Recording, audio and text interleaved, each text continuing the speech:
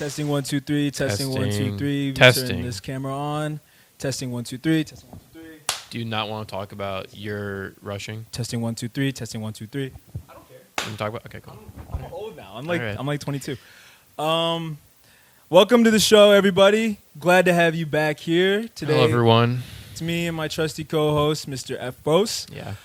There's a lot on the agenda today, a lot on the topic list, but I guess the best place to start would be something not so serious, but something pretty funny. Well, you know what? I shouldn't say it's not serious because some people took it very seriously, rightfully so. Yeah. How do we explain this? Well, I'd say if you've been on a college campus, there's probably a giant rock somewhere that people paint over. Especially a Big Ten campus. Probably, yeah. It's kind of a college thing, just college things.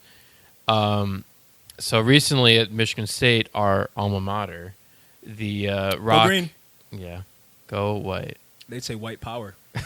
We already did this joke. I know. The rock was painted with "Go Trump 2020." Was that it? Mm-hmm. Trump 2020. And then on the sidewalk it said "Black Lives Matter sucks."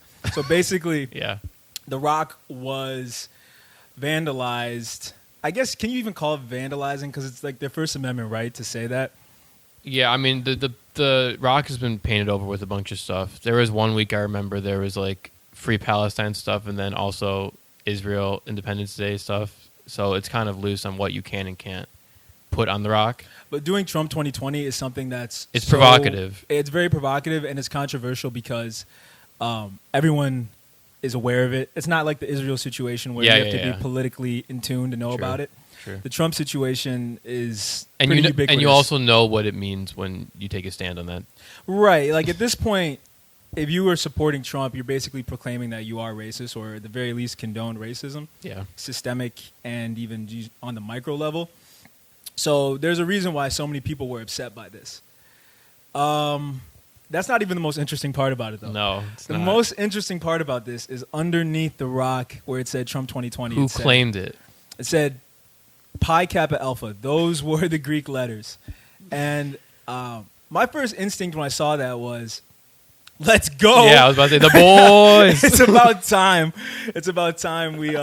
It's about time. I knew we had the same first. I know. It's about time they just came out and said it. Damn it, you know? Yeah. You've been thinking it. But in all honesty, though, my second reaction was, this can't be them. There's no way they're bold or stupid enough. It's interesting, yeah. I mean, there's a way they're stupid enough. I'll say that. But I think it's more likely that someone outside the house, not one of the brothers, was doing this. Right. It's very likely that. But here's the thing: it was one of their enemies because they're pretty known on our campus. Yeah. And when you're known, it's easy to make enemies. And so, what better way? Yeah, but here's the thing: trash them. It's believable. So it's like it's a sneaky diss almost, because no one's gonna be like surprised that the Pike brothers like Trump. Do you know what I'm saying? Right. I mean, it could very reasonably be them. Right. It's not within the realm of possibility. Yeah, it's something that goes unsaid a little bit. You know what I mean? That they're these kind of guys. But that's why I was so hype initially, because it was like, oh, finally, they can just say it. Because when you don't come out and say it, people ask, why are you so frustrated? Why do you have beef? Like, they're not political at all. And you can just tell from a certain area's undertones whether they're pro-Trump or not. And I'm not saying like I'm against or for them because of that. I mean, you know, we have friends in there, obviously, but it's like a systemic issue. Yeah. Like, we still enjoyed college, but like on a systemic level, it had elements of racism. This is prevalent. Yeah, and it's really annoying when people act like it's not there. So I'm always happy when people come out the gate, exposing their true selves. Mask off, man. Mask off. Yeah. But I think it's like 50-50 if it was them or not. It's hard. I don't know, but it's almost like it doesn't. It's like Schrodinger's rock, Schrodinger's pike. It doesn't matter if it is or isn't. I haven't even seen a statement. I feel like if it wasn't. But what would the statement? Because here's the thing: what would the statement be? We absolutely condemn this political endorsement. It's not egregious enough to be like, you can't publicly apologize. You know what I'm saying? They did already apologize, though. Pike did? for the Black Lives Matter suck. Well, that one's bad. Okay, that one's bad. The national Twitter sent out an apology. That one's bad. And they said they're investigating. But you're almost like endorsing a political candidate.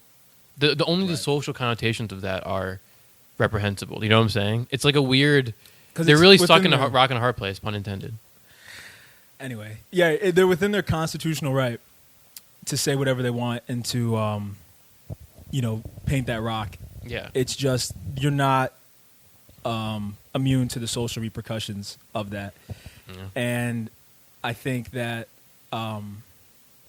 people were mad, rightfully so, but it's nothing new. It's nothing new, and I don't think it's anything worth getting too upset over, because if you step onto any Big Ten campus, you know that there's racist undertones in every popular facet. Yeah, by the way, any Big Ten campus, even if you think that yours is right, even if you go to better. UMD or Rutgers or anything, they all have some racist undertones in it. I mean, it's America, baby. Yes, sir. But I don't know. I'm not mad. I think in conclusion we can say definitively, the boys, let's go. Okay, but on a more serious note, this was at a very bad time because the racial tensions in this country have not subsided or improved at all in the past couple of weeks. Obviously, if you're in tune at all, you know about what happened in Kenosha, Wisconsin, and the protests there. And if you're more in tune with sports, you know that the NBA actually protested. So I think this was the day before the NBA protested that they painted over the rock. So it was when the protests in Wisconsin were at their boiling point. So yeah, it's looking pretty dark in America, but this is stuff that's always been here. It's just been concealed under the surface. Like I said, I think it's best if it comes out to light for everybody, but it does mean that there are going to be uncomfortable times. Yeah. Until things get fixed, but I mean, it sucks. People have died. Rest in peace, anyone. It's an understatement. It sucks.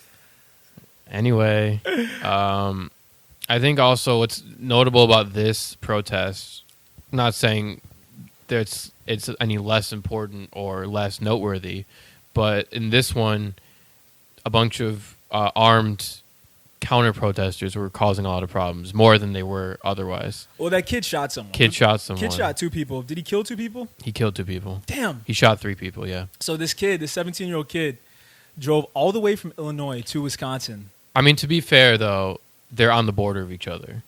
Kenosha and Racine are It's a quarantine. I mean, I shouldn't. Yeah, I mean, you shouldn't even be leaving the Don't crib. cross state lines. Yeah, don't cross state lines with a gun. With a gun. Especially if it's not yours. It's also not, but this is a little bit nuanced, but Wisconsin law says he's not allowed to open carry that gun under 18. And he was 17, so he's doubly fucked. Yeah, I mean. Also for, killing people. Right, yeah, he killed the guy, and there are people claiming it was self-defense, but you don't insert yourself into a situation unwarranted and then get to claim self-defense. That's not really how it works. Yeah. Especially when you were the one pointing guns at people, and then people are rightfully so trying to fight well, and also, because you're when the to police are outwardly condoning your side. I mean, there's been reports of police offering words of encouragement, water, bottles. Because they see this as a war. Yeah, They see this as an attack on them when this is an attack on America's unjust racial makeup and systemic racism. Yeah. And it's not... Well, in a way, kind of by that logic, it is a war on them because they uphold that same structure. But I guess you're right. It is a war, but they truly see themselves as the morally superior right side. Yeah. And that's where the conflict comes in, because this becomes a debate on who's right, who's wrong, when really it's a debate on, racism. And there's just no condoning racism. I mean, it's without question, the police force in America, operates under racism. They thrive under racism. So, yeah, I mean, it's no coincidence these things happen in cities too. When you talk about they view themselves as soldiers. Wait, no coincidence they what? Like protests and killings. They happen in cities what? What I mean is, a lot of times in urban settings. Oh yeah. Cops come from. They don't live in those cities. No, you're right. Yeah, they go into what they see as war zones. Is what I mean. These cops come into communities with a high population of black people when they haven't grown up around that, and so they spend their whole day patrolling the area scared for, I mean, you could say some of it's just, but for mostly unjust reasons, scared because of stereotypes. And then they operate under that fear. I mean, we're not saying their job doesn't have inherent danger, but you can't operate under fear. Yeah, you're supposed to be trained to not act like that. Right. You can't operate under fear when it results in the death of people. Yeah. So it's just it's an accountability thing.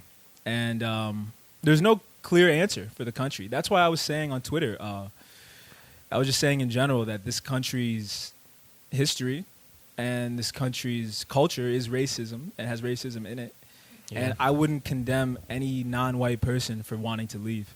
Dude, and that when you tweeted that, it kind of stuck with me a little bit. I mean, we've talked about this before, not on pod, but this is America. I don't know if anyone said that before, but you go anywhere in the country and it's the same kind of, you're dictated by the same kind of set of principles. So I was thinking like this: you can go to Kenosha, Wisconsin, you can go to the Deep South. Or you could go to, San Francisco, liberal California. Right. I'm sure, liberal New York City has a lot of structural inequality and, that feeling of like you're not really escaping the problems of the country as a whole, even if you're in places that are right. You can go to liberal places and it doesn't matter. It doesn't make a difference. Like that racism still carries over. And I think that's what people are starting to realize politically, is that liberalism and a lot of these ideologies don't solve the real problem here. This problem is racism. And that's why some people are anti-voting, because they think by voting in a Democrat liberal candidate, it's not going to fix any of the real problems. But my argument is you can do everything you're doing now with a less harmful president. And I think my argument would be, this is maybe to be a bit dramatic, but like you're kind of held hostage. What are you going to do? Yeah. You got to, no one's saying this is the optimal situation to be in. Also, can I say this? This is mainly indicative of the people we hang around, but I just find it pretty funny that all these people condoning like anti-voting and protest voting are rich. So for the most part, they're rich and not black. So for the most part, they're pretty shielded from a lot of the shit that the Trump administration, has put out. Yeah, us included, we're fine. I mean, we have you know what I mean. We have a certain level of privilege. Yeah, we have a podcast after all. But yeah, I mean, it's very funny to tell people who. I'm also telling anyone what to do from that kind of tone. I'm not gonna. I wouldn't want to listen. Yeah, but now this is like turning into an extremely political thing. Yeah. When, surprise, ladies and gentlemen, this is a show about music. But, I mean, with every episode, we just feel like there's an elephant in the room, and there's certain things we got to get off our chest, and so that was most of it. Don't paint rocks supporting Trump and expect no flack, no feedback, and don't be racist. Easier said than done. And vote. But we already said this that. This is the thing, too, about the whole voting, non-voting argument. Oh, not even that, but the whole Trump versus Biden thing. We're at the point now where we're not convincing Trump supporters that he's a piece of they're shit. Insane. They're insane. We could go to the DNC and the RNC, which if you don't know are the national conventions for the Democratic and Republican parties, where happened the past 2 weeks because this is Friday. The DNC is kind of maybe a bit more nuanced than we can talk about on this podcast because we're not politically minded necessarily. I think we are. Well, what I mean is the RNC is on its face insane. Oh, I don't know if you saw it. Evil. They are. It's insane. Right. Yeah. And these are who we're trying to appeal to. They don't think logically about anything. Yeah, they don't think logically. And they're crazy. They're crazy people. Here's like a tip to anyone who's still trying to convince like a Trump supporter to stop supporting him. They're not like a normal person. You're not going to convince them. Yeah. They operate under pure narcissism, just like he does. So they don't see other people as people, and they truly think that Trump is beneficial to black communities in the U.S. when he's not. Us versus them to a T. It is the most us versus them thing I've ever seen, to the point of delusion. It's tribal. It's tribal now. And insane. There's nothing that can be said about Trump that hasn't already been said. Right. I mean, he's been torn to shreds in every cultural have people corner. pointed out his hair? Right. Yeah. Or his skin. Everything about him has been nitpicked to the point of exhaustion. But I just want it to be known, he is worse than Biden. I'm not saying Biden is good or he's great, but he's worse than Biden. These people in this culture is so much worse than Biden and what he represents. And even it if is it was so just much purely worse. How can you watch any of this and be like, if I have a chance to make this go away for a little bit, I can. Do you know what I'm saying? And even if it was just purely symbolic, those symbolic changes do have a repercussion. They have an effect. And we get it. I'm tired of this argument being brought up. We know that Trump is not the problem. He's the symptom. Yeah. But if your symptoms are worse, I'm going to do something to make the symptoms I'm going to take better. Excedrin if I have a headache. That's I don't know what to tell you. Yeah, I'm tired of this. I get really angry about it. But, there's nothing we can do except vote and talk on this show. So Yeah. That was our little political spiel. I do think, though, the NBA protests were insane. I was really surprised by that. You were? Yeah, that's playoffs. It's not just a regular season playoffs. game. That's the playoffs. And I the don't know. Lakers said they're not going to play the rest of the season, and the Clippers too. But you said something different. You said they had a talk with Mr. Obama. Oh, yeah. Apparently, Obama kind of swayed them about their ongoing protest efforts. Not to get all annoyingly about this, but you could harken back to a few months ago when Mr. Obama stepped in another way to kind of sway people to do something that goes against kind of... We need background. I guess basically Obama was the one who told every Democratic candidate to drop out and go behind Biden so that Bernie was kind of squished. Right. Bernie wasn't going to beat Trump anyway, though, in my opinion. He should have. I like Bernie, but America isn't made up of idealistic college students with parents' money. Yeah. And even if Bernie is the better candidate, this mindset that the majority of voting Americans have is so hard to break. No, it's not going to break in this generation. What I think about who would have won and who was better is kind of irrelevant. I think at this point, this is the election that America is. Yeah, it's irrelevant. The logical conclusion, right? Regardless, the NBA players they're coming back to work. I actually don't know if the Lakers are still boycotting the entire season. I don't think so. Yeah, I don't know. I don't know. I don't know anything about anything anymore. I never really thought that things would be this bad, this young in my life. Yeah. In the country, I always pictured this happening when I was 50. And I'm at a loss for words at this point. This is a real political episode, huh? Well, we're in the beginning, but yeah. When Trump was first elected, me and Xavier, it was a real bonding moment, I'd say. It was insane. We were there. We were at Michigan State. Yeah, we were at State. That was our freshman year. Yeah. It was our freshman year, and being in the same room, and most people's faces didn't kind of drop like they should have. You know what I mean? I think a lot of people were shocked too. Yeah. To give them the benefit of the doubt, I don't think they wanted him to win. No. But I think that it was so shocking for everyone, no one knew how to process it. Yeah, but the point of me bringing that up is I remember afterwards just us being this is no way this can be that. We were trying to convince ourselves it wasn't going to be that bad. Yeah. He's too stupid to get things. You know what I'm saying? He's too dumb. Yeah. No one's going to take him seriously. But 4 years later, it's not looking much better than we thought it would. Oh, no, this sucked. It was bad. It sucked. And even if it didn't hit us because we're protected by our privilege, even if it didn't hit us in a lot of places, it's still, things we have to live with. And it doesn't make us happy to see other people and also, suffer. but we can feel bad for other people too. Yeah. That's fine. Yeah. But anyway, I just thought this is a weird world we live in, and imagine going back to yourself 4 years ago and explaining everything.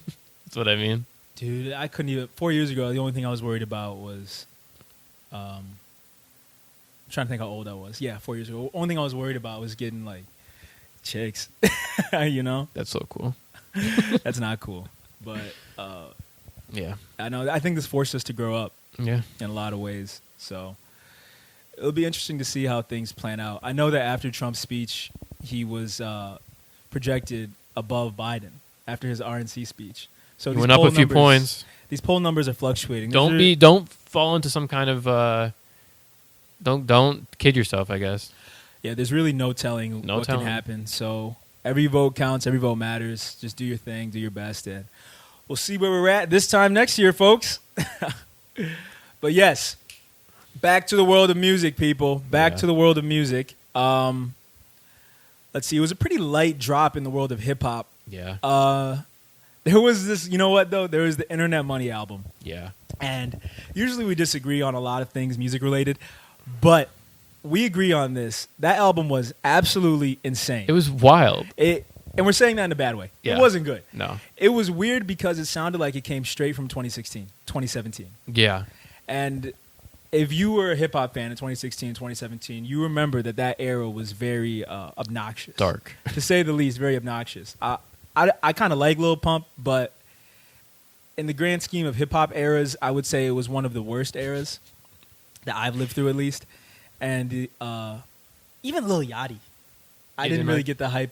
I didn't like. I think he's a funny guy, but I never liked his music that much. That's what I'm saying. At the end of the day, the music didn't speak for itself. Whoops. But the album Internet Money. What is it called? I don't know, but the group is called Internet Money, and it's a producer, I think, duo. Yeah. And wherever they're from, they have a bunch of these mainstream features. So we got Ray Shremmerd, Future, Lil Tecca, even Lil Skies, Gunna, Nav. Oh boy. Yeah, everyone you would expect is here for the show, and it just falls flat. I honestly couldn't believe it because for an album to come out in 2020 and sound like that, it just shows a lack of appreciation for the culture as a whole, in my opinion. I mean, there's a lot to talk about with it, I think, but this was 3 years ago that rap sounded like this, and it already sounds so damn dated. When Trump got elected. Yeah. It already sounds dated, and I think there's been a lot of I guess since rap's been popular, there's been a lot of resurgences and coming back to old sounds. Yep. And this is one that I don't know if you'd expect it. I don't know if this is intentional, but coming back to this sound, A, at all, but B, so soon after it kind of ended, it's wild. It's wild, and it's weird because we were saying this too. It seems genuine. Yeah, yeah. It seems like they genuinely thought they were putting together a good album. Yeah. But it just falls flat when you listen to it. There's not a hint of irony. No. in any of the songs. It doesn't even Lil Pump had a hint of irony to him. Yeah, yeah. Which is what made him sell so well. It's he's self-aware that he's unconventional in the rap hemisphere. Because his role also was more than just music. Right, he was a cultural icon. Yeah, so when the focus is purely on the music, it's even weirder. This is the result. Yeah, and it's not too pretty. But it's interesting. It's interesting. I don't think we're feeling annoyed or mad. I think it's a worthwhile listen if you're interested. Do you know what I'm saying? It's a good case study, honestly. Yes, it's a case study. It's a good case study if you're interested in the history of hip hop and interested in researching that 2016 era if you weren't around for it. But if you weren't born yet. Right, to all the toddlers watching, shout out. Yeah. But it kind of left a sour taste in my mouth. I mean, there were a couple songs that were decent. The Ray Shremmerd Future song was okay. Thrusting. It was the name of it. And what do you think they're talking about? I don't get it. Cars. Yeah. And there was another. Lemonade with Nav. Well, yeah. That was decent. But overall, it was a really weird listen. Really weird, unsettling listen. It was very unsettling, yeah. There was another. Jaden Smith. He dropped Cabin Fever 3. I don't think we've ever even talked about Jaden Smith together, but I already know how you feel about it. Yeah. Let's just get it out. Say it. He's corny. Just say it. I'll say it. Say how you feel. I kind of ignore him. He doesn't get on my nerves. Someone like Jack Harlow, who I love actually, or Hobo Johnson. You hate white guys so much. Or Jaden Smith. I mean, wait, you said he doesn't get on your nerves. I'm trying to counter what you just said. No, he doesn't bother me that much. I mean, he's the son of Will Smith. No so I don't know what he really has to talk about. That's the problem. A lot of people think he's not genuine because he was born with a silver spoon in his mouth. I don't think we can invalidate his experience as a human being just because he's rich. No. I mean more so like the illusion that you're not listening to Will Smith's song. Like it's. Oh, there is an inherent corniness that comes along with listening to Will Smith's song. Right, that's what I mean. Like it's not like anyone. Look, I mean, dozens of famous actors and musicians are parents, are children of famous people. Right. Doesn't mean you're bad at what you do at all. But something about Jaden Smith, I mean, his name is Jaden Smith, and you know that's Will. You know what I'm saying? Did the album confirm your beliefs about him, or do you feel a little better about him? I think he's being genuine. Okay, but do you like the music? I don't personally. Is there any redeeming quality to it at all? If he's enjoying it, if he's having a good time, let him be. I honestly don't think it's terrible. No, it's not terrible, but like. I live by this. His cover of Blue Ocean Floor by Justin Timberlake is actually better than the original in my opinion. The music he made when he first broke up with Kylie Jenner was actually, I kind of liked it. And he had this feature on like Post Malone's first mixtape. I think it's called Lonely. Oh, and Justin Bieber. Remember he was on that song? What? He was on the Kung Fu. Oh, you're talking about the Karate Kid song. Soundtrack. See, I can't take you seriously. No, but I get what's corny about Jaden Smith, but I don't think his music's terrible. I do think he takes himself very seriously, though. Mm-hmm. Not that that's a bad thing, but I can see how that would be off-putting to someone like you, who hates when a black person takes himself seriously. Oh my god! I'm playing. No, he has his own shoes too. He made his own New Balances. Okay, yeah. No, I don't think he's. I think he's being genuine. Of course, I mean, and you think about it this way: his parents are creative. Like, yes. I'm not saying a creative kid can't come from money or privilege. Mm-hmm. I don't. It's similar to a point I've made about other things where it's like the corniness doesn't supersede the music itself. His talent doesn't exceed his corniness. That's right. In your mind. Backwards. I understand. I get it. But do you feel like his fans are justified in liking him? Yeah, I mean, go ahead. Okay, who do you think his fans are? Who's listening to Jaden Smith, Max? All right. I think they shop at Urban Outfitters. Everyone you hate, you just put into a box of shops at Urban Outfitters. Where do you shop? Since you know the cool places to shop, where do you shop? Salvation Army, Steinmart on Oak. You shop at Steinmart? I do. Oh my God! What year were you born in? 1980. Yeah. Just kidding. My father was. I don't know. Yeah, I don't know. Let him be. I don't think the album. No, he really doesn't rub me the wrong way. Now that I think about it, he doesn't. I wouldn't even put him in the Urban Outfitter box. Oh, so what's the level above Urban Outfitters for you then?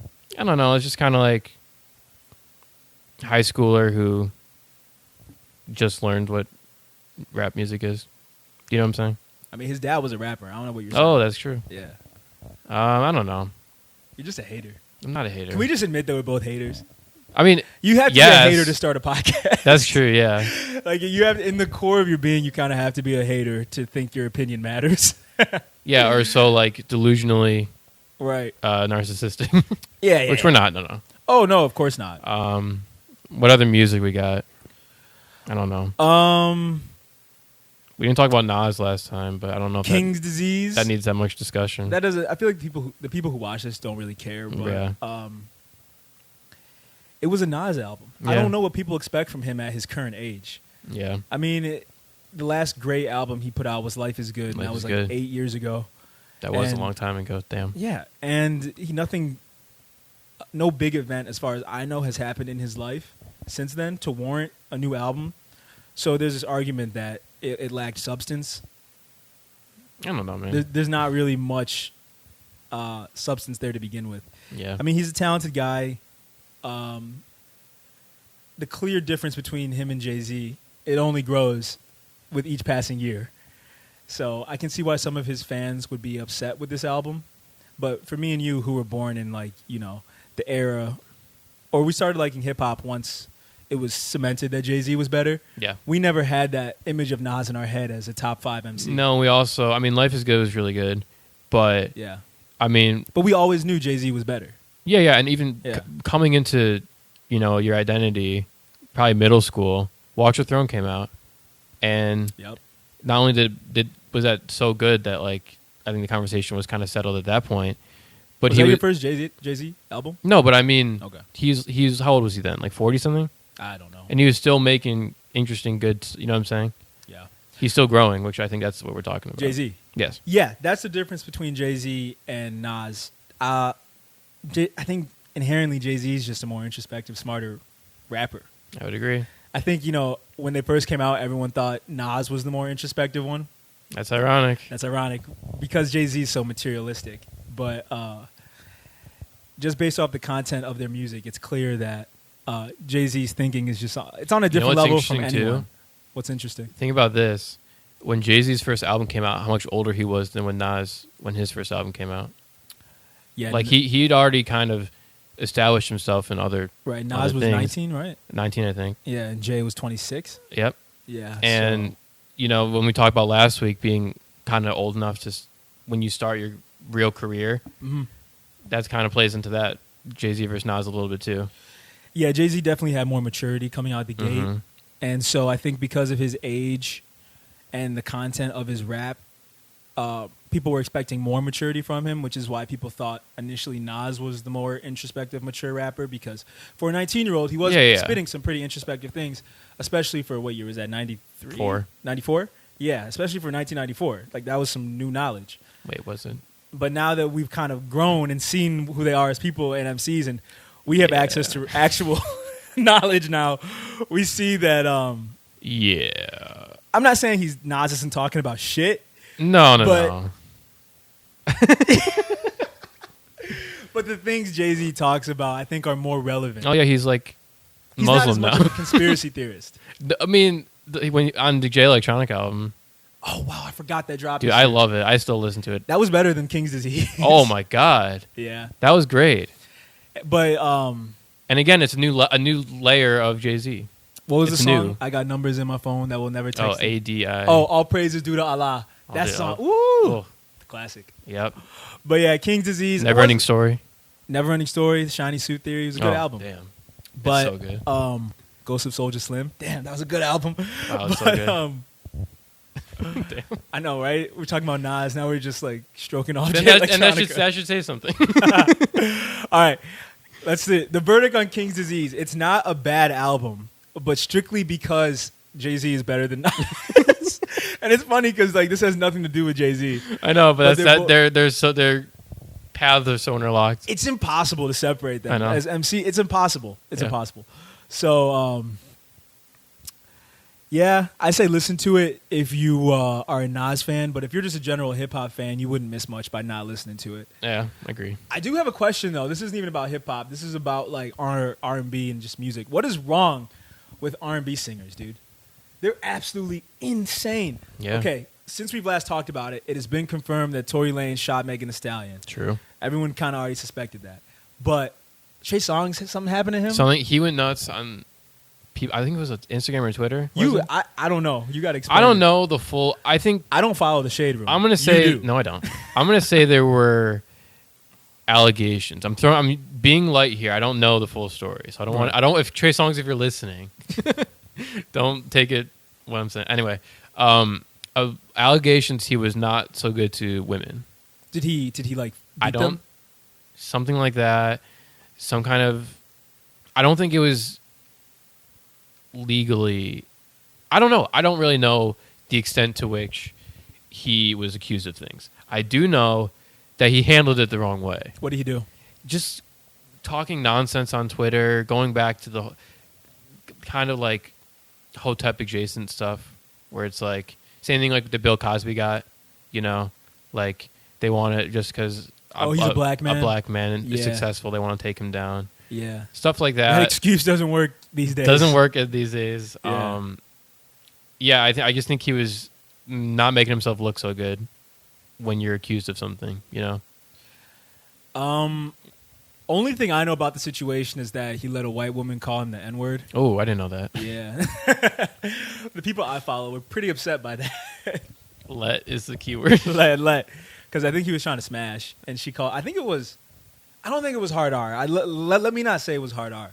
But she did call him the N-word, and he was just still trying to smash. And I can see why that would make some people upset. Can I say it? Can I please say it? I think she just said like.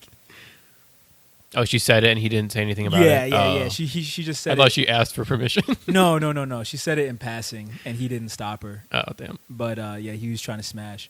But like, here's the thing. I don't want to put any allegations on anyone, celebrity or otherwise, without knowing. Right. But there has been a clear pattern of behavior within the R&B genre that has gone unchecked for too long. Like, what is wrong with I think R&B it's just cult of singers? personality.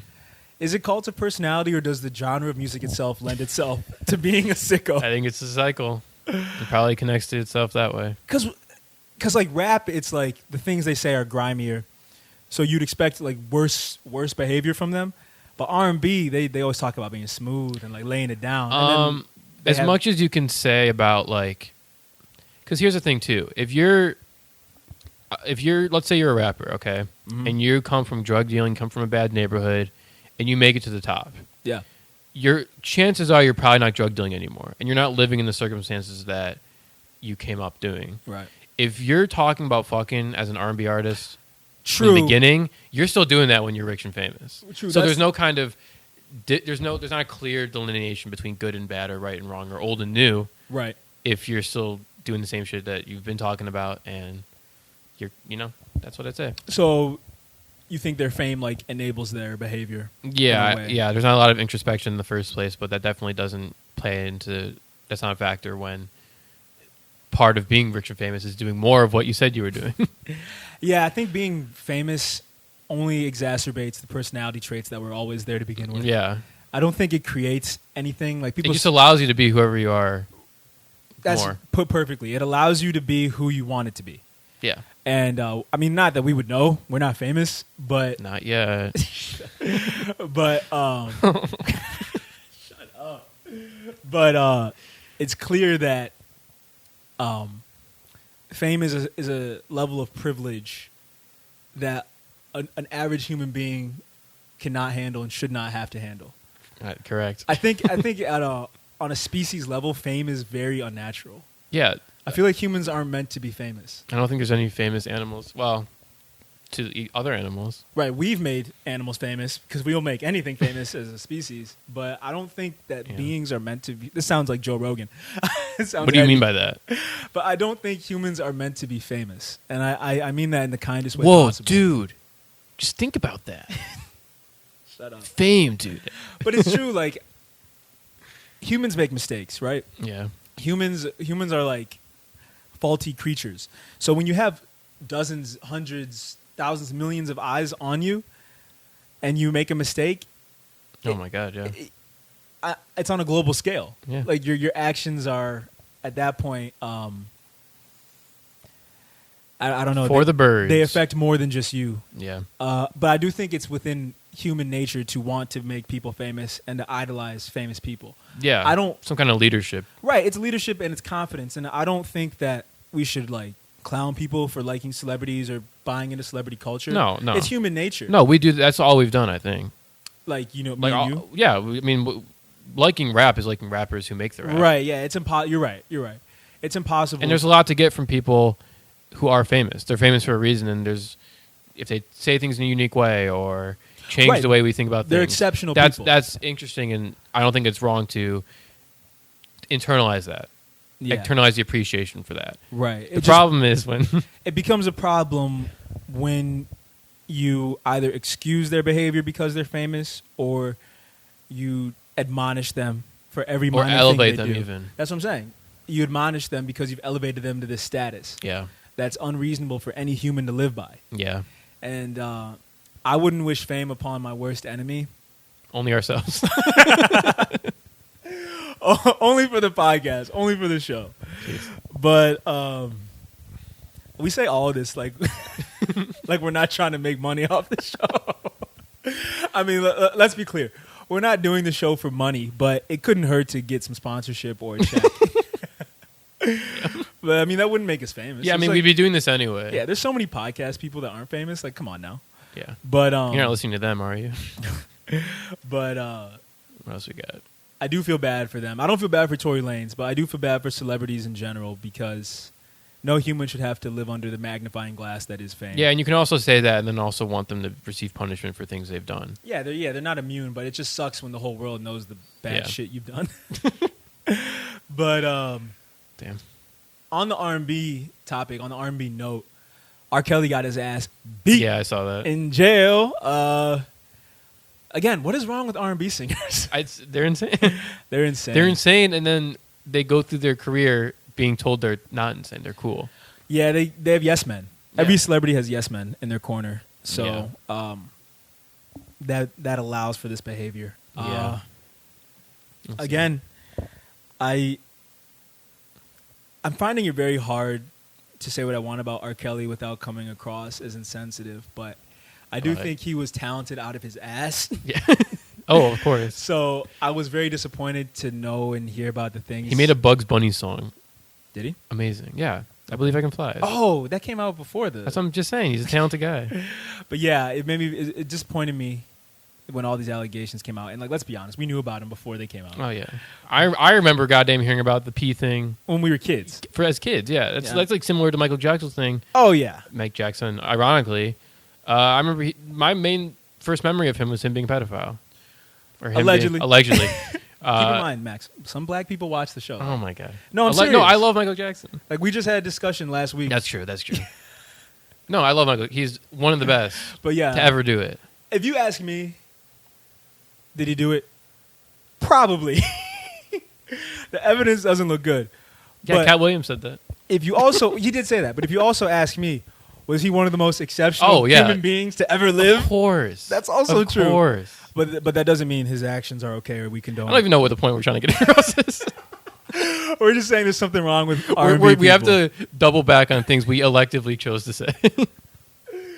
Okay, but like, Off the Wall is a perfect album. Oh, of course. Regardless of what anyone says. Oh my God, that's, yeah. But R&B singers, pop singers, we're praying for you. Please just be normal. I think that's why we also appreciate Drake so much. You said this last time. Yeah. Drake is just a normal guy, and he still is a popular artist. Yeah. But we're praying for you. Also, come on the show. Yeah, right. Anyone who we've talked about, we've offended you. We're very sorry. We don't actually mean it. If you want to come on the show and talk, we'd be happy to help you or happy to have you. But yeah, it was a pretty light week for music. Anything else happen in the world of music, culture, politics? The Jay-Z Pharrell track dropped. I don't really feel any type of way about it. I don't really want to talk about it. All right. I mean, I'm not. If you want to say something, go ahead. It's similar reaction to the internet money thing, where it's just kind of weird. I don't fully get it. Clearly, like pandering in a way. Yeah, but I agree. It's not that. I mean, no one's talking about it anymore. But they are black men. Like, we can't say that it's pandering when they're uplifting their own demographic. But yeah, I mean, I'm like, if by that logic, I don't know what I should be even saying, but you know. Yeah, it's just it was a disappointing song in my opinion, but I get what the video was kind of cool. Yeah, the video was all right. Tyler, the Creator, Issa Rae, a bunch of black entrepreneurs. That's the name of the song, Entrepreneurship. That's what he's saying. Entrepreneurship. Oh, like he's singing about. Yeah, it was starting your own business. It was a questionable song, but it is what it is. Yeah. Oh yeah, the Big Sean Nipsey Hussle song. Oh yeah. Yeah, good. Okay. I like it. Based off what you think of other popular rappers, I already know that you probably think Big Sean is corny. So No. Wait, you actually don't think Big Sean's corny? No, I don't. I mean, I think that's part of his thing. I was thinking, okay, thank you for saying that because I was having a conversation with my father. Being corny is part of his selling point. Yeah. Yeah, but he's not corny. You know what? I mean, but we've listened to Big Sean since we were like 12. Since like 12, yeah. Yeah. I don't know. We probably have a different, I don't want to say relationship because that's us, but we have a different relationship to his music. To his music. Yeah. That I don't think people outside Metro Detroit would really have. Right. Yeah, I've always been I haven't defended him necessarily, but like, yeah, he's a little corny. He was doing punchline stuff in Detroit before a lot of people. Yeah, think about it that way. No, yeah, he was doing the whole punchline rap. Yeah, and there's always going to be some just even in the Nipsey song. Before Drake. Yeah, in the Nipsey song, there's some cringe lines he has like that. The Wikipedia one. Oh, that's how you. Oh, my mom always said that's how you end up changing your page on Wikipedia. Too many women focus on social media. They should with that time, they could have written an encyclopedia. Yes. That's how you get on Wikipedia. But no, my mom always said, like, that's how you, like... Get on Wikipedia. Yeah, tarnish your Wikipedia. Yeah, but, I mean, that's coming with whatever Big Sean album you're listening to. Right. That's what I would say about it. And, like... it's coming. His corny is endearing. Yeah. His corny isn't even corny. It's just... it's cute. Yeah, and it's like, he's just an appealing dude. And he's always made the music he wants to make. I really do think that. Yeah, like, there's trends you can hop on a little bit, but I always think he's done what he wants to do. Yeah, he's a genuine artist, and he's a palatable artist. Yeah. I do think though his career has suffered because of his expectations for himself. Interesting. I think that we always saw him as a role player in hip hop, whereas he saw himself as a top 5 MC. Oh yeah, I mean, and I think rightfully so. Just to make it to that level, you have to think of yourself as a top 5 MC. Yeah, we're top 5 podcasts. Yeah, hands down, and we're not 4, 5, 4, 3, 2.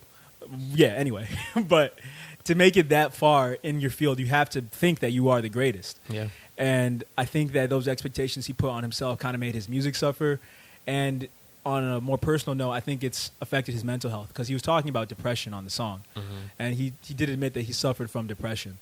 So, I mean, like, again, he's a human and he's famous. Humans put unrealistic expectations on themselves. I think also artistically, it was interesting to have Nipsey on. I don't think it was just a, attention grabber. No, it wasn't. It was interesting to see. He starts off the song with the verse. Yep. And to the mythology surrounding Nipsey Hussle at this point is summed up in that verse a little bit. And Big Sean, the rest of the song is kind of looking at a guy who's been idolized, right? Who's been placed so high, probably deservedly. And he's kind of looking at himself and thinking about why he's not there, how he feels like he's not 100%. 100%. It was very... It's way more artistically intentional than I thought he was and introspective. Do. Right. Very introspective. And see, this is what I was trying to tell you about the Logic album. This is when this era of rappers shines. That's true. The early 2010s era of rappers. That's true. Like, seeing them have to adjust to the current culture is probably the most fascinating thing I've ever seen. Yeah. And the only way to excel in this current culture as an early 2010s rapper is to acknowledge the reasons why you let rap become what it is.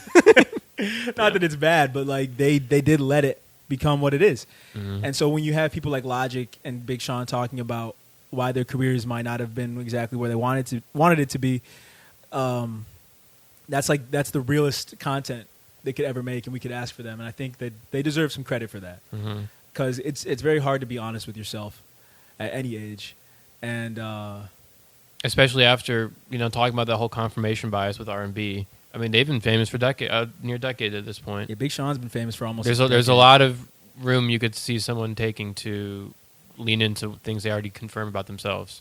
Right, and to be that famous, have a decade of fame, and still be introspective. That's that's GOAT status. So I give him credit. The song was good. Are you excited for the album? Yeah, now I am. Are you actually? Now I am. Do you like any Big Sean albums? Hall of Fame I liked. Okay. I mean, obviously, was Finally Famous. Finally Famous, of course. Detroit, the first one. The mixtape. Detroit was great. Of course. Yeah, that was great. Middle school. That was 2012. Yeah. That was going into high school. And I think Finally Famous 3. Yeah. It's still my favorite project Fat by him. Didn't a kid from our school had My Closet, the song filmed in his crib. Really? Yeah. I did not know that. Yeah. Damn. Yeah, that was hype. But shit. What was I saying? Oh yeah. I think we like Big Sean. Also his stylistic influence. How many kids had the Tisa snapbacks? Dude, I don't know if this was just a Metro Detroit thing. I don't know either. When Big Sean was popping off, everyone that was cool and everyone that wanted to get laid dressed like Big Sean. If you did not dress like Big Sean, no ass. Yeah, I mean the pictures of him too, like holding Yeezys, the first Yeezys, going nuts, like the face. Yeah, he even his initial fame was kind of endearing to middle school kids at least. Right, and because he wasn't trying too hard. No. Yeah, he wasn't trying too hard, and so I feel like that laid back attitude, chill, while still being talented thing was appealing to all of us. Yeah, I like Big Sean. I'm excited. We're probably, I'm wearing that. We're probably biased because we're in the area we're in, but I think he deserves his flowers while he's still around. Agreed. And the song with Nipsey is indicative that we should be grateful for the artists we have now. Agreed. Let's see. Is there anything else we can talk about that's not depressing? Like, we could do a little. How much are we doing here? Time? I think we got some time left. We got like one segment left. Well, I don't know if me and Xavier aren't really gamers in the same kind of way. No. Well, But, here's where we differ. I play games that I play by myself because I hate multiplayer. Well, I usually do too. Oh, okay, so we're similar. No, yeah. but what I think we differ a little bit in. I like Call of Duty. I love Call of Duty. This is the point I'm bringing this up to do. I don't know if that was worded terribly. The reason I bring it up is because the new Call of Duty got released, or the trailer got released. Oh, there was for a some new controversy about that. There was controversy because they have Reagan, Ronald Reagan, giving you orders during the Cold War. Oh, he's a good. Well, yeah, he's a good guy. He's a good guy In the game, he's like supposed to be the good guy. I mean, yeah. Oh, I mean, yeah. I guess people do like him. I always forget that like people think he was the greatest president of I don't their understand. own lifetime. I mean, I wasn't alive. But we weren't alive how the then, hell? but like we went to college and there would be so many people wearing Reagan Bush 84 shirts Insane. in 2016. I mean, to wear it then, I would be. I can't say it, but like I imagine I'd be like sussed out a little bit. But to wear it 30 years later, 25 years later, right, you're clearly making a statement. Because at this point, if you research Reagan enough, you know two things. Trickle-down economics was a grift. Did not work. It's part of the reason this country is in the shape it is now. Almost entirely. The economic disparity in this country can almost be not entirely attributed to Reagan, but the acceleration of it can solely be attributed. That's his domestic legacy. Yes, the acceleration of wealth disparity. And then foreign domestic policy was the Iran-Contra affair. Iran-Contra, Ali North. Using countries as pawns for some kind of ill-founded ideological goal. And this isn't even a conspiracy anymore, the crack. Oh, yeah, the crack. I mean, not even just the laws, but the whole planting. No, this buying it from countries, selling it to... Selling the cocaine. Yeah. Freebasing it, turning it into crack. What was it, Operation something? I don't know. Who cares? But turning it into crack and then creating laws that have stricter and harsher penalties for crack rather than cocaine when on a chemical level, they're nearly identical. So he's just racist. He's a bad guy. Yeah, he's not a good guy. He also had dementia during his time in office. But regardless, that's why people liked him. Regardless, they dumbed him down. It made him relatable. Damn. Regardless, you take orders from him in this new Call of Duty. What does he tell you to do? I need 10 blacks. Defend this country, sir. I don't know. I mean, look. Here's the thing, too. This is why I want to talk about it. We need to put parental advisory stickers. No more rock music. I don't know. The point is, video games, I think, after people saw this trailer, they were thinking a little bit critically, as they should, about why a guy I think we can accept as this bad is still showing up in new media. He's an icon now. He's an icon, sure, but he's not like, even a person anymore. Think about the kind of messaging you get from, especially Call of Duty games, for, years at this point. What I mean is, like, look, I can always separate what I play from the kind of morality surrounding it. Is it good to shoot people in the head and, like, get points for it? Probably not. Is it good to, play some kind of campaign where you're storming a Middle Eastern desert country under the guise of freedom? There's a lot of ways to critically pick apart these games. Mm-hmm. But I feel like I've always done a pretty good job of turning my brain off, not taking it seriously. Well, Max, following at orders. This point, we've established that you're just a genius. I think the average person could actually become brainwashed by this. That's what That's why. Then get to the damn point. That's why I was going to say this is so blatant. I'm sorry. I was gonna say. You're right. I was going to say this is pretty obvious in what they're doing. It's blatant propaganda. It's. Well, now the conversation's obvious at this point. Let's be honest. Do you still play Call of Duty? Yes. Oh, okay. I was going to say I don't think anyone plays Call of Duty except it's back. No, it's back. Call of Duty's back. I'm not talking Warzone. I'm talking. No, I don't play Warzone. You play actual Call of Duty? I play actual Call of Duty. It's back. Oh my God. It's back. They simplified the upgrade system. Took away all the bullshit science fiction guns. It's back. Well, I'm happy for you. I'm glad that you're happy. Yeah. But I haven't played Call of Duty Right, that's what I'm saying. We're different kinds of gamers. Right, yeah. I play like Japanese games. What do you play? Say that again? Right now I'm playing Monster Hunter World. By the way, if you have Steam, add me. My name is Newzilla, Newzilla, for all the men watching the show. If you play Monster Hunter, hit me up. But yeah, I haven't played Call of Duty in like 7 years almost. Yeah. I took a huge break, but I just always associated Call of Duty fans with just like not a bad person, but a person who doesn't give a damn. So I'm not surprised to see that they're blatantly incorporating propaganda now. Yeah. An interesting conversation. You could argue that the games were always propaganda. That's what I'm saying. They clearly always were. Yeah. But they weren't as obvious as this. I don't care. Maybe we just weren't as aware. I mean, I played them back. I've played them back a few times. I mean, yeah. They're not. I don't think they're as explicitly follow Reagan's orders to stop Russia. I don't know. Yeah. Maybe it's just me, folks. I think we're getting to the era, too, where it's impossible to create media without it being politicized. Yeah. And so if you're going to take a stand, just take the stand that most of your consumers have. And most of Call of Duty's consumers are right-wing, or at least they don't give a damn, which is allowing right-wing supremacy, white supremacy. So they're probably just pandering. They're probably just trying to sell units. And they are. Yeah. I mean, that's the goal with anything, I guess. I bet, you know what? We are more similar gamers than I thought, because I think the Japanese make the best video games. I might just fully go Japan with video games. Because I don't think there's any contest. Because they're not focused on multiplayer. I don't even want to get into video game stuff right now, but they're not focused on multiplayer. So to me, that's what's always made them more appealing. Yeah. But I guess everything's politicized. Everything's politicized. Full circle. Let's see, man. I'm trying to end the show on a good note because we always end the show on a good note. Actually, you know what? This isn't even a good note. Before we started today, before I got you, I went to Best Buy to pick up some SD cards. And there was a guy with a Blue Lives Matter. Small dick cards? He ran out of his small dick cards. Fuck you. My memory card for the camera. And that was actually clever.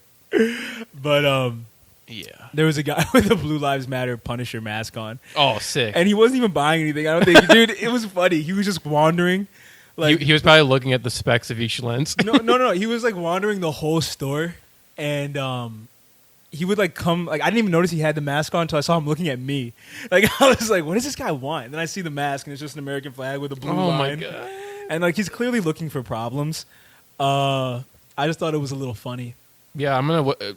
Here's my quarantine routine. Wake up, shower, everything, stand in Best Buy for 8 hours, hoping someone runs into me, hoping someone looks at me funny. These people have no lives. And this goes back to what we were saying in the beginning of the show. Like, you're not convincing Trump supporters to not support him. At this point, you just got to shame them. Yeah. You got to make them feel like shit. And run away. Like, try to separate yourself as much as possible. It sucks. They suck. I mean... The culture sucks. Yeah. People suck. Yeah. You know, I get living in a liberal bubble where, you know, your biggest problem is like how much your latte is. I get it. These people suck. I want to get away from them. Yeah, I know. I get it. Like the left, there's room for criticism on the left too, but entirely. Like, the right is blatant white supremacy. Oh my God. And there's no negotiating with that. No. So, with that being said, you know, I would never blame someone for wanting to leave this country. This country is founded on white supremacy at the end of the day. There's a lot of things that are going to need fixing that probably won't be fixed in my lifetime, you know. So I understand. I get why people can feel hopeless, but hang in there, dog. Hang in there. Don't let this place win, because I mean, what's the point of living? You know, you just got to keep doing what you can, and hopefully in November, you know, there'll be a slight improvement. And there's lots of love in America. I mean, yeah, let's be clear. This sounds pretty depressing, but I do enjoy life still. There's a lot to love. Yeah, I mean, you know, we have it very made here in America. You know, we're privileged, so we're lucky. But, I mean, take the good with the bad and, you know, try to make it as good as possible and do whatever it takes to hang in there. Don't let people clown you or make you feel Stay bad. away from guys wearing Punisher Blue Lives Matter. Stay away from guys apparel. wearing Blue Lives Matter gear. Stay away from people wearing Reagan Bush 84 gear. Yeah. Stay away from people the red hats who turn red every time they talk about politics. Well, good one. What? Oh yeah, shut up, red. But whoa. Yeah. Are we good? I think so. I'm trying to. I was gonna think of something else I wanted to say. Sorry about the audio for the last episode. Something messed up, but he'll work harder next time to fix that. We got it figured out now. Please check out the playlist. It's coming to its end. The crux, like the core of the show, is the playlist. So if you don't listen to the playlist, you're kind of missing out on like the benefit of the show. So I highly suggest everyone check it out. Mm-hmm. And again, please subscribe to the YouTube channel. It actually helps so much for what we're trying to do here. And we're a top 5 podcast. You got to support. Dead or alive, baby. So support us if you can. Do what you can. And hang in there. So yeah, this has been Shameless Plug, episode 10 or something, I think. I don't know. But thanks for tuning in. And check out the playlist. Subscribe to us. Give us reviews. And compliment us in person, too. If you see us, right. Have a good one. Peace. Bye.